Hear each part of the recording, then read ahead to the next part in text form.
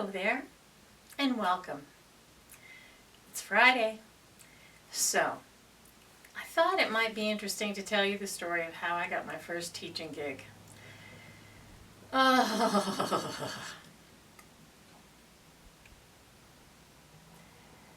When I graduated from my college with a bachelor's,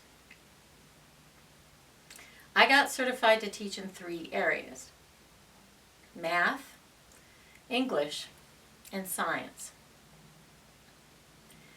Now, what I really wanted to teach was English, and I knew that. I knew that already because I had done my student teaching and I had taught all 3 in my student teaching. I had 1 class of each. And so I applied at a number of places, and I'm not sure why, but I didn't get an interview. And this is one of those few times where my mother stepped in. Mother and Daddy had a very hands-off thing with me in school. They very rarely spoke to my teachers about anything concerning me. They kept that line pretty strictly separate. But by the time I graduated college and was ready to start teaching, my father had passed away. He passed away my junior year in college. And I applied at the school where he was teaching when he died. He died at the beginning of the spring semester. So he died in the middle of a school year. It was pretty shocking to everybody who knew him. Anyway, it was at this small school. I'll just say it. It was at Deming High School. And Mother got mad that they hadn't given me an interview or called me or contacted me, because she figured, hey, you know,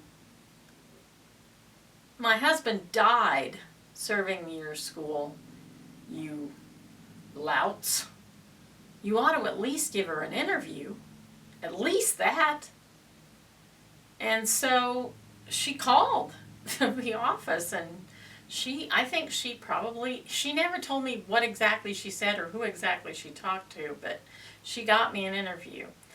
I was living in Socorro at the time, and all 3 of the people who would be involved in interviewing me, the principal, assistant principal, and the activities director, were at a convention in Albuquerque.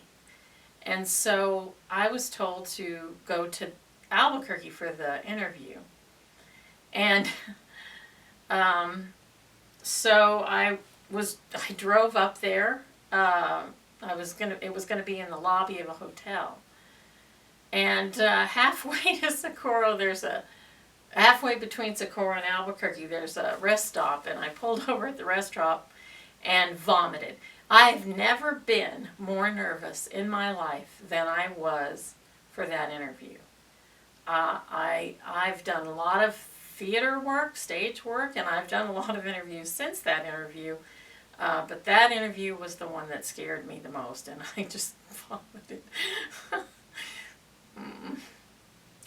Anyway, I went to the interview. I tried to look professional, you know, as much as I could on a college kid's salary, and I went to the lobby and met these men, and they sat on one side of the table and I sat on the other, and they threw questions at me, and, you know, just kind of what came to them. And I got a job. I got a job as a math teacher. Or actually, I got a job as an English teacher. That's right. I got a job. They had an English position open, and I got the job. And so I was all excited. I got the kind of job I wanted. I wanted to be an English teacher. And so I spent the whole summer preparing this material for the classes I was going to get to teach. And then at the last minute, like 2 weeks before school was starting, the principal called me and said, look, we've got a math position open and we don't have anybody qualified to teach it. We have a couple of applicants that are qualified to teach English. would you be willing to teach math instead of English? And I didn't hesitate really. I just said, oh, I'd be happy to, but if an English position comes open, I'd like to be considered for it. And he said, yeah, okay. At the end of the year, if there's an English position open, you can apply for that. So I got my first teaching job in the school that I graduated from. I only spent a year at Deming High School, and then I graduated. We had moved my senior year, and so I only spent a year there. And then the last school my father taught in was the first school I taught in. And really, there were some great things about that. One of the things that was great about it was I got to be in a nice building. They had a relatively new building that the math department was in, and it was a nice building. I had a good-sized room. I had the best lectern of my career. I love lecterns, the things teachers teach from. I love those things.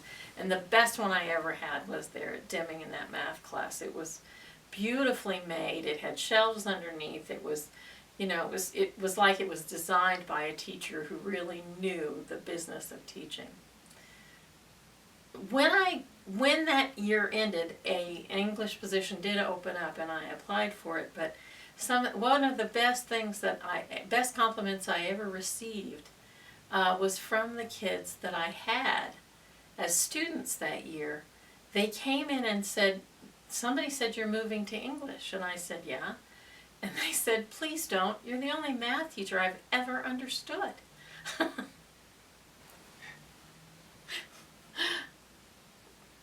It was a beautiful compliment. I went to English. Math is fun. It's fun, but it's drudgery. It's hard. I have to say that I've always admired math teachers because the content in high school, even if you're teaching something like pre-calculus or calculus, the content is pretty dry. You have to be really into math to enjoy it. But I will say this, I really liked teaching algebra because that was one place where I knew kids would get it, and I knew how to help them get it. And that was very encouraging. That's it for today. I hope you have a glorious rest of the day. And I hope you see me again, you gorgeous people.